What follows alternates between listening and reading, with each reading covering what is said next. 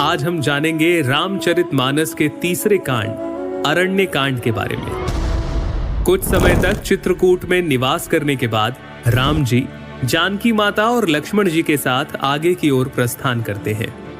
अरण्य कांड में इंद्र के पुत्र जयंत का भी प्रसंग आता है, जो श्री राम के बल की परीक्षा करने के लक्ष्य से कौवे का रूप धारण कर माता सीता के चरणों में चोंच मार देता है। माता के चरणों से जब रक्त बह चला, तब श्री राम ने एक सीक को अभिमंत्रित कर जयंत की ओर छोड़ा। जयंत बचने के लिए अपने पिता इंद्र के पास भी गए, लेकिन उन्होंने भी रामद्रोही को शरण नहीं दी। अंत में वो श्री राम से क्षमा प्रार्थना करता है और श्री राम कौवा रूप धारण किए इंद्रपुत्र को काणा कर जीवन दान दे देते हैं। ऋषि अत्रि और ऋषि शरभंग जी से मिलने के बाद जब श्री राम आगे बढ़ते हैं तो उन्हें हड्डियों का ढेर दिखाई देता है। पूछने पर मुनि बताते हैं कि राक्षस दल सब मुनियों को खा जाते हैं। तब राम जी प्रतिज्ञा लेते हैं, मैं प्रतिज्ञा लेता हूँ, मैं पृथ्वी को राक्षस रहित कर दूंगा।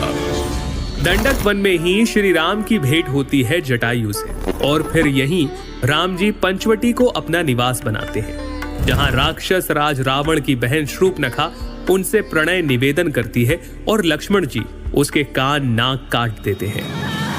अपने अपमान का बदला लेने के लिए शूर्पणखा पहुंचती है खरदूषण के पास, लेकिन रघुकुल शिरोमणि राम और लक्ष्मण उनका वध कर देते हैं। अब शूर्पणखा जाती है अपने भाई रावण की सभा में। वहीं दूसरी तरफ स्थिति की गंभीरता को समझते हुए और सीता माता की सुरक्षा के लिए श्री राम उन्हें राक्षसों का अंत होने तक अग्नि में निवास करने के लिए कहते हैं।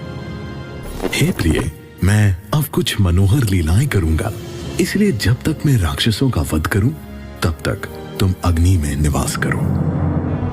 इसके बाद मारीच का स्वर्ण मृग बनकर आना और उसका मारा जाना, ये प्रसंग आता है।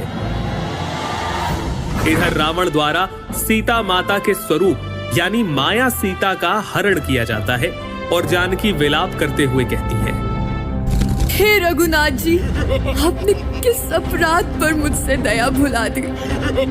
हे लक्ष्मण, तुम्हारा दोष नहीं है, मैंने क्रोध किया और उसका फल पाया।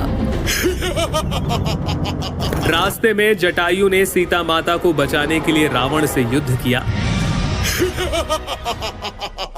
और रावण ने उसके पंख काटकर उसे अधमरा कर दिया। फिर राम जटायु संवाद और शबरी से श्री राम की भेंट।